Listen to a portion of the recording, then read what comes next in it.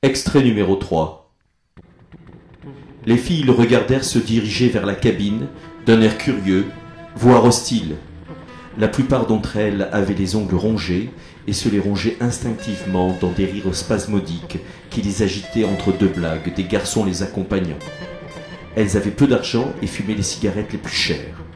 Leurs yeux étaient soutenus par de grandes cernes violettes profondes, qui avaient pris leur source au plus jeune âge devant un poste de télé, creusé à la longue par l'érosion des incessantes hordes d'électrons américains, français et germano-italo-franco-espagnols passés par là. David sentait qu'elle se moquait de lui.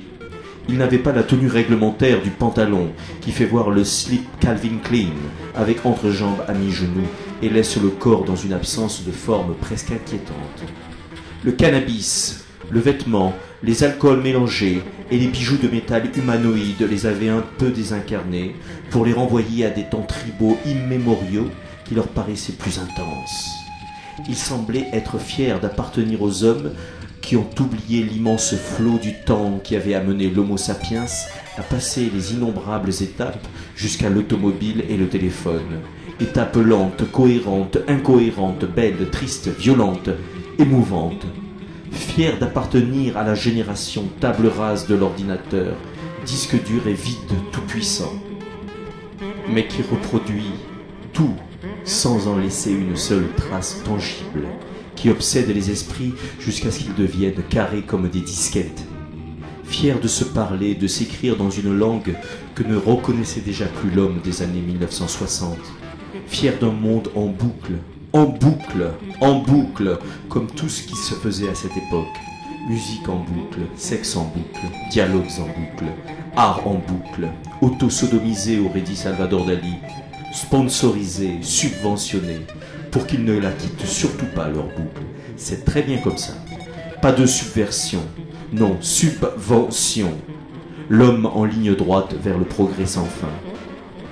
Une spirale, elle, finit par se déplacer en cercles successifs et lentement nouveaux. Mais une boucle reste une boucle, reproduction strictement clonique de la vie circonscrite. Le mouvement perpétuel était presque né. Les filles se laissèrent tout de même impressionner par les quelques 2 ou 3 000 watts que David venait de lâcher comme de puissants Rottweiler, après un petit sniff de cocaïne avec Nina, acheté avec l'argent de poche libéral de papa Jean-Claude, qui venait de le rejoindre dans l'antre aux décibels. Le père ne tarda pas à monter lui aussi pour lui montrer comment on déchaîne les foules. « Allez, c'est parti, lâchez les chiens et les chiennes qui sont en vous. On y va à donf pour une overdose de techno qui va vous déchirer grave. » Il ne fallut pas longtemps à tous ces jeunes pour se mettre en branle, dans un dégingandage désossé qui prenait chaque quart d'heure une tournure plus centrifuge. Tous les produits absorbés et à absorber circulaient à une vitesse incrémentale, propulsés sous haute pression par un sang androïde qui rappelait à la fois la période du Mésozoïque et la fin des temps. Le jeûne de l'homme, moitié chair, moitié métal, moitié piercing, moitié pidoche, ne mimait plus la nature, mais la grande usine chimique et industrielle qui avait tant fasciné ses pères, passés et actuels. Hypnotisé par l'outil comme le singe de 2001 l'Odyssée de l'espace, le descendant de l'homme se dit qu'il a peut-être oublié quelque chose. Et c'est pour cela qu'il se ronge les ongles, tremblant de la peur qui amène au psychanalyste. Qu'ai-je oublié, nom de Dieu, qu'ai-je oublié? La pulsation de la basse dans les haut-parleurs géants est une veine de tempe gonflée constamment, sur le point de lâcher, mais qui ne lâche pourtant pas, et qui ne semblera jamais lâcher. Alors, il faut oublier l'homme, la femme que l'on est, sinon on meurt sur le champ, on ne résiste pas. Il faut devenir soi-même cette chaîne de montage automatisée par les sons électroniques d'échantillonneurs qui paraissent s'être reproduits d'eux-mêmes, sans aucune intervention humaine. Chez Peugeot, le bruit des presses pliantes n'est pas moins doux. La différence est qu'aucun objet tangible et ou utile n'est créé dans une boîte de nuit. Peut-être est-ce un hommage artistique hebdomadaire, implicite et éphémère à l'ère industrielle, post-industrielle, à la programmation, au conditionnement, au cahier des charges, exigeant, à la planification, à la non-surprise. La tête tourne. Rien d'étonnant, quelques joints ont déjà été fumés. Quelques whisky soda également bu, plus un ecstasy pour les plus audacieux. David et Mina ont déjà avalé le leur. Les trémoussements répétés font insensiblement baisser les pantalons taille basse. Les minutes défilent, crachées par l'énorme machine ouateuse à gros débit. Il est 2 heures du matin du jour suivant. Le futur est dans le présent ou bien le contraire.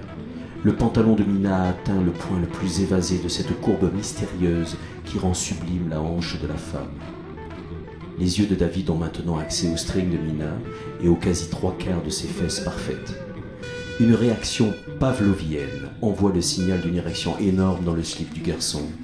Un réflexe qu'il ne reconnaît pas lui-même le fait planter d'un coup sec ses mains dans le jean de Mina. Elle est surprise, à peine. Ils ne sont jamais sortis ensemble, encore moins couchés. Elle aime bien David. Il a quelque chose, tiene sal, comme on dit en espagnol. Mais pour des raisons inexpliquées, elle n'a toujours pensé à lui qu'en termes d'amis, jamais comme un objet de désir, de passion, jamais comme un aimant qui attire l'amante, l'aimante dans ce jeu électronique complexe inachevé, qui n'atteint jamais le niveau 7, le plus élevé, le joueur idéal, inaccessible, étoile que l'on tente pourtant d'atteindre encore et toujours. Ce mythe de Sisyphe fixé à la colle forte dans l'inconscient humain, valse du yin et du yang dans un Tao sans fin. Le mariage et la vie de couple. Même dans cette situation, accouchée spontanément et intensément en situation extrême, comme un champignon tropical hallucinogène après la pluie, et dont on connaît nécessairement la nature fragile et éphémère, la jeune femme Mina pense à cela sans le savoir, au niveau 7, celui qui embrasse à la fin des Walt Disney, pour une union et un bonheur qui eux n'en ont pas. Elle pose cette question filigranée au moment le plus inutile, c'est-à-dire trop tôt ou trop tard.